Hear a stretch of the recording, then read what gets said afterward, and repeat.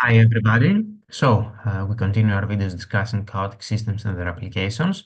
And in this video, we're going to discuss about a family of piecewise chaotic maps that can give both hidden attractors, so absence of equilibria, and robust chaos. Okay, so these are the results of our work published in Nonlinear Dynamics. It's a very good quality journal, and the paper is called Discrete One-Dimensional Piecewise, that's the key here, piecewise chaotic systems without fixed points. So in the description of the video, I will put a link for you to download and read the paper. Okay, now remember, this study falls under the category of chaotification. Let me explain again. I have it in another video as well. The idea here is that uh, due to the fact that there are many chaotic systems in the literature, at the moment, this is a very active field, and we don't generally aim at designing one single new chaotic system. What we aim at is developing techniques where we can use existing systems, as you see right here, this is the F small, so existing functions like the logistic map, the tent map, the Chebyshev map, the sign map, the Renouille map, or whatever other map from the literature, and use any type of existing system as a seed function in combination with a new function that will generate a new family of maps. So we are not aiming in designing one single map, but a new family of maps that may have a very rich behavior depending on what we are aiming at. Okay, so this is an idea that is called chaotification. This is the technique. Okay, we usually aim at achieving robust chaos, which means that we have uninterrupted chaos, no periodicity at all, but we may have other goals at hand. For example, design coexisting attractors, or design offset boosting, or design statistical control of the underlying time series, achieving a higher Lyapunov exponent, whatever. So the goal of chaotification is generally to have families of maps with a richer dynamical behavior, and by rich dynamical behavior, you can interpret it however you like, depending on your goals. Okay. So in this family specifically, we aim at designing systems with hidden attractors.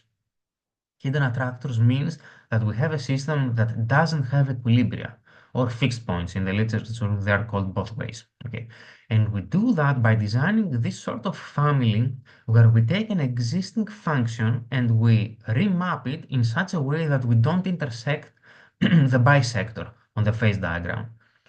So for example, here you will see the original function on the left. This is the classic logistic map. You can understand it probably. And what we do is this, is we actually replicate it on two different sub-functions. And this is why this family is called the family of piecewise functions, because it has two different pieces. Okay.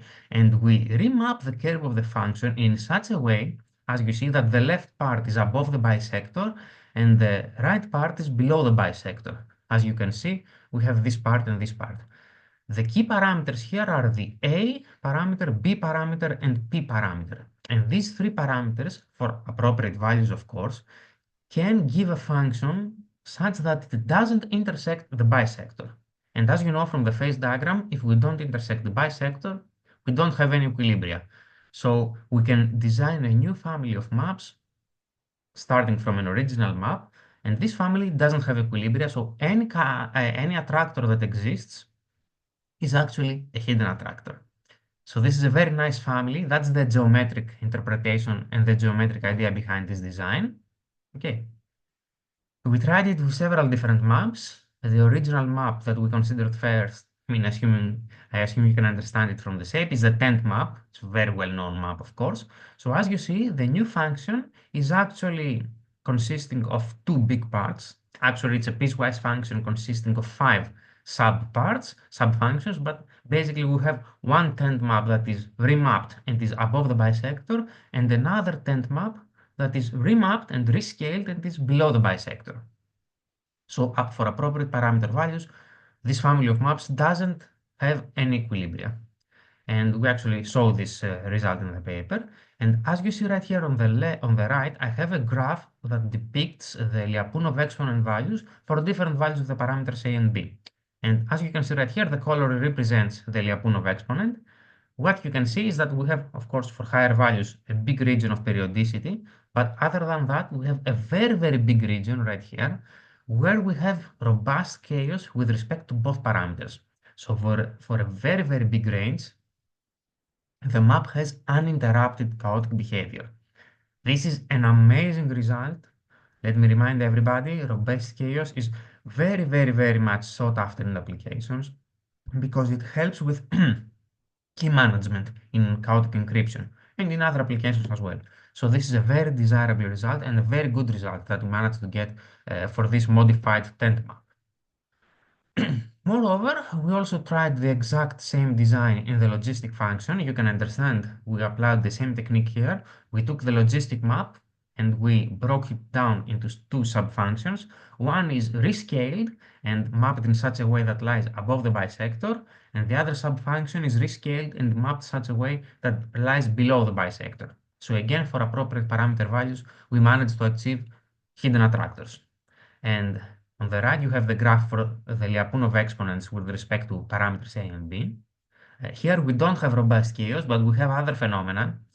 You will see that we have very, very big gaps of periodicity.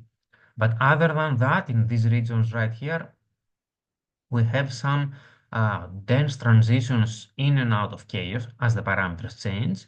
And we have these very interesting shapes here. In the literature, these are called shrimps.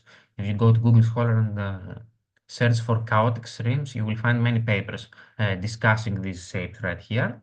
So we have a very interesting shape overall. We kind of have a symmetry. I don't know if you can see it. Let me move my camera. But if I plot the, not the bisector, but the anti-diagonal, you will see that on this and this part, we sort of have some symmetry when changing the coefficients A and B. So this is another interesting phenomenon. And then we tried the third map. This map is basically the combination of logistic and tent functions. So one sub-function that lies above the bisector is the logistic map, and the other sub-function that lies below the bisector is a tent map. Okay, again, we managed to get absence of equilibria, so we have hidden attractors. And on the right, you will see we get the result regarding the Lyapunov exponent that it's somewhere in between the previous two phenomena. We have robust chaos for some smaller regions, as you will see right here, for example, for lower B values. And for the other parameter pairs, we don't have robust chaos, although in contrast to the logistic map, the presence of chaos is a bit more prominent. You will see smaller gaps here. But again, we have some sort of dense transitions and, shapes just like streams when transitioning in and out of chaos. And symmetry is a bit broken, but on this region, for example, we have a small symmetric shape appearing. So it's a very interesting phenomenon. But for the three maps we tried, at least one of them has robust chaos, which is a very, very good result. Okay. Now, as you know, we are very interested in applications regarding security using chaotic systems. And for that matter, we have actually designed the chaotic PRBG, pseudorandom bit generator, which is again very, very secure here. It combines a hashing through the remainder operation, a decimal to binary conversion, and an exclusive OR. And the exclusive OR happens between the intermediate digits that are produced. And in this way, we increase security, really, really very, very high increased security. And we managed to generate 15 bits with a single iteration. We have a very relatively, I would say, relatively good operations per bit ratio. You will see it down below. We have 1.27, which is the ratio between operations required and bit produced. And with appropriate design, this can generate bits very, very fast. Because the remainder operation is relatively very fast, the exclusive OR is very fast, and the decimal to binary conversion, that's a bit slower, but overall it's a relatively fast PRPG. So you will see that the potential maps that we have designed are actually very, very suitable for applications as well. Now, of course, this is a very interesting work, and it can generate a lot of topics for future studies.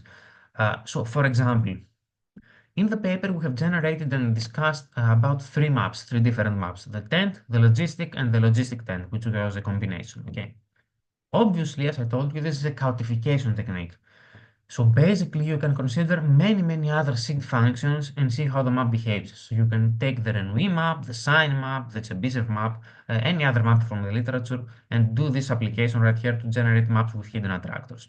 So anybody who can read the paper, you can actually try for yourself and generate your own new chaotic maps. Okay. The second very big problem, I have discussed this in a previous video as well, is the fact that in our approach we generate maps with hidden attractors. So basically, we eliminate the period 1 behavior. So the system has no fixed points. Still, there is a possibility to have period 2, period 3, period 4 behavior. Okay, so a very, very bigger problem, mathematically very challenging, is to design chaotification techniques that completely, mathematically proven, destroy any period and behavior. Very challenging, an open problem. We're really interested into it, and I believe it's a very good problem for future study. Okay. And of course, although my personal interest doesn't really lie in fractional systems, if you are interested in fractional calculus and fractional chaos, you can potentially design a fractional order version of this chaotification technique.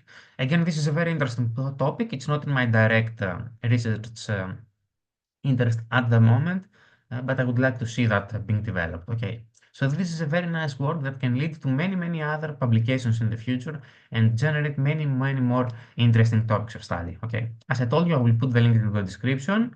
You can download the paper. I hope you like it. If you have any questions, feel free to email us, of course, about this, and I'll see you in future videos.